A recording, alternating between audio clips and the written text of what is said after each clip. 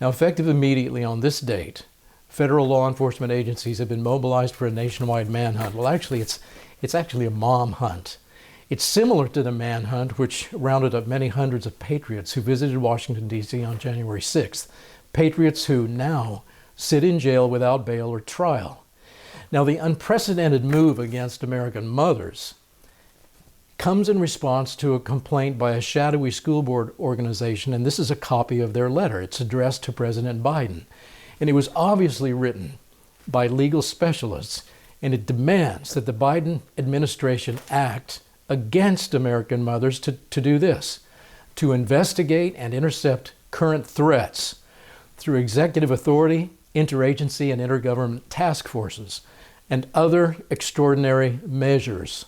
And if you've heard this phrase before, this is a serious legal phrase. Extraordinary measures are serious, like investigating a mother's friends and her emails and her texts, and raiding her home in the middle of the night with SWAT teams, throwing her in prison to protect the school board from her honest anger about the things she's angry about: critical race theory, critical gender theory, pornography, mask mandates, vaccine requirements, and of course, the latest political correctness in the schools.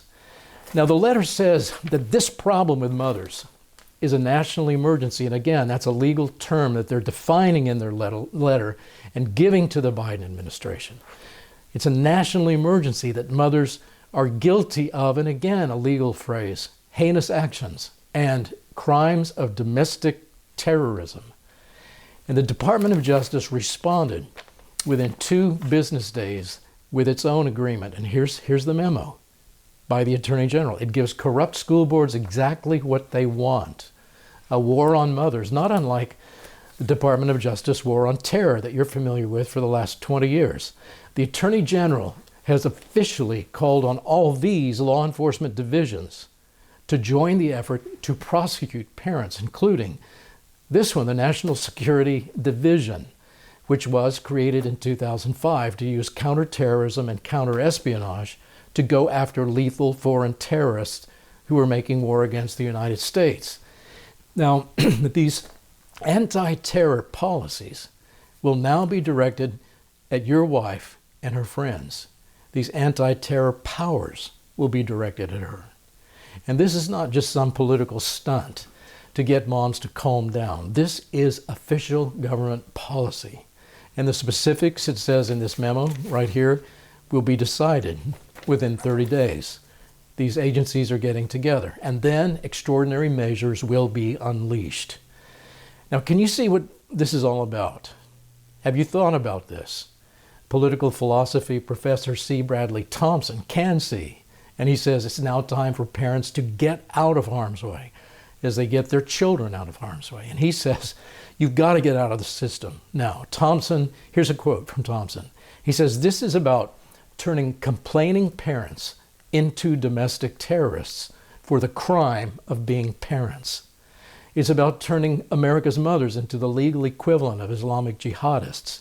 It's about intimidating parents. It's about using the coercive force of the state against our First Amendment rights to free speech, to assemble peaceably, and to petition the government for a redress of grievances. It's about silencing parental opposition to the education establishment. And he's right, that is what this is about. And so my message here is really strategically simple. Dads, this is for you. I'm writing to men here. I'm not writing to mothers. I'm writing to you husbands and you fathers.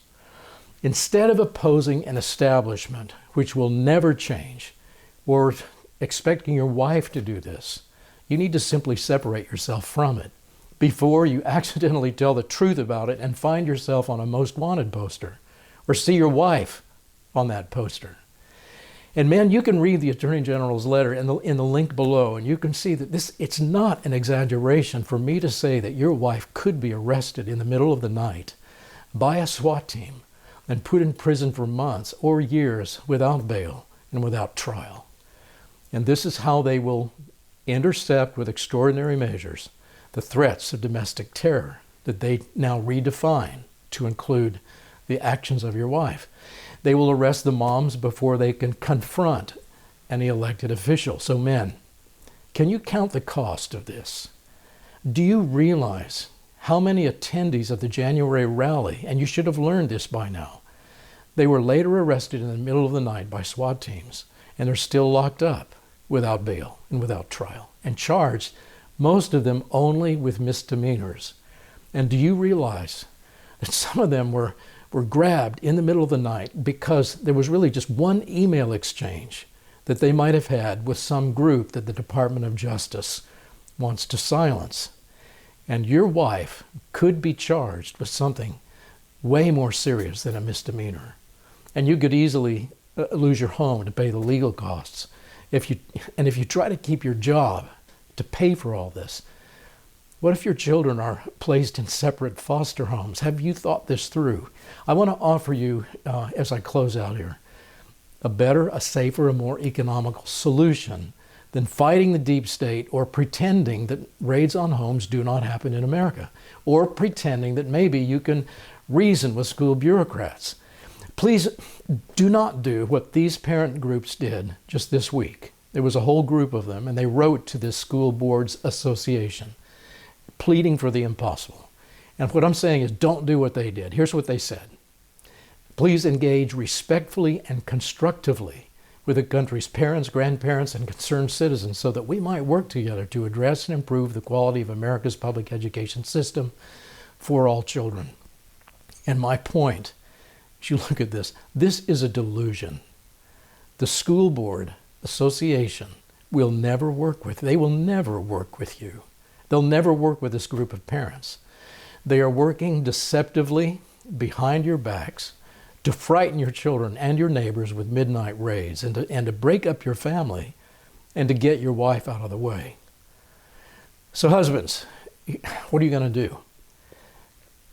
You need to seize the initiative, and you need to simply get your wife out of the system first. If she's gone out of the equation here, they cannot come after her.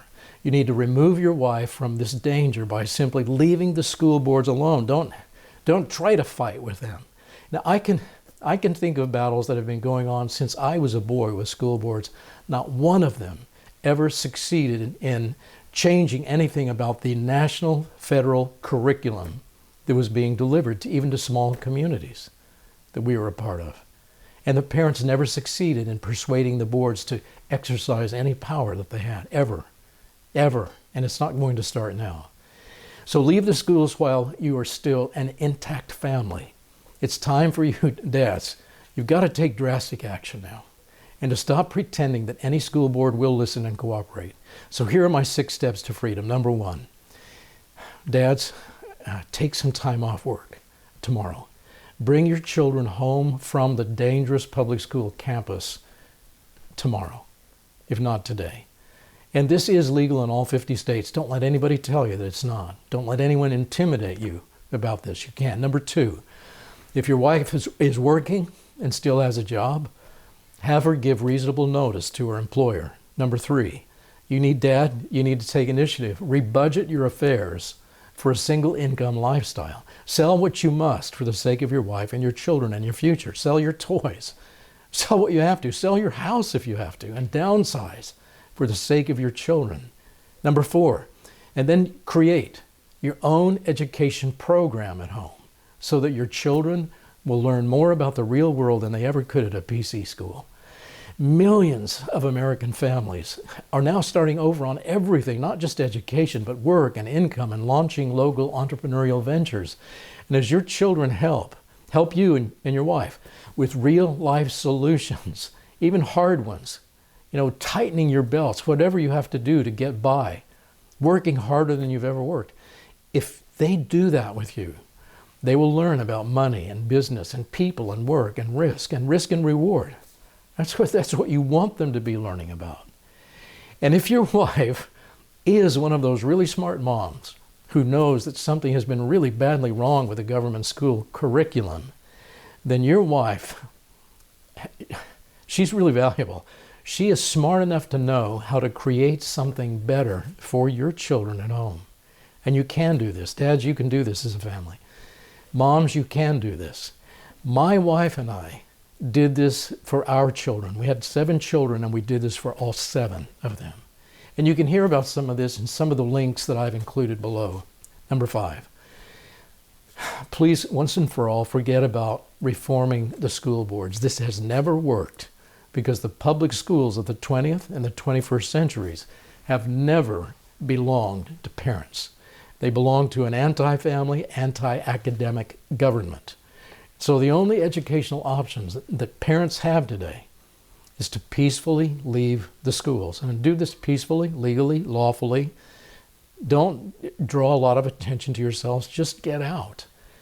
The good teachers are leaving every day, and so are other parents. Did you know that there are now something like 4 million more students who are being homeschooled now than there were in 2019? This is an exploding trend, and you can be part of it. Number 6 is this one. Be creative about helping other families who are leaving the corrupt system. There are so many who are, and it's not immediately easy. They could use some help in your neighborhood. Who can help? Empty nesters can help teach kids in your neighborhood. Retired businessmen can be some of the best teachers. And maybe all you parents who are leaving you can get together, share curriculum, share books that you have, and maybe pool a few dollars and hire one of those teachers in your neighborhood who walked away from the system. And so the point is as of this date, you cannot remain in the school system. So stop looking for a less drastic solution than leaving the schools. You've got to do it. You need to take drastic action, and you need to let your family see you taking drastic action. Your children will love it if you do that. And by the way, they will love home education. My children loved it. And now they're grown, they have their own children, and they're creating the same kinds of learning environments and learning opportunities for their children. So if you love your wife and you love your children, take the bold steps that you must take now to keep them insulated from deep state interference and deep state injustice and arrest. I'm Jeffrey Botkin. Yes, I know that freedom, it's expensive, but it's a far better deal than all the heavy costs of slavery.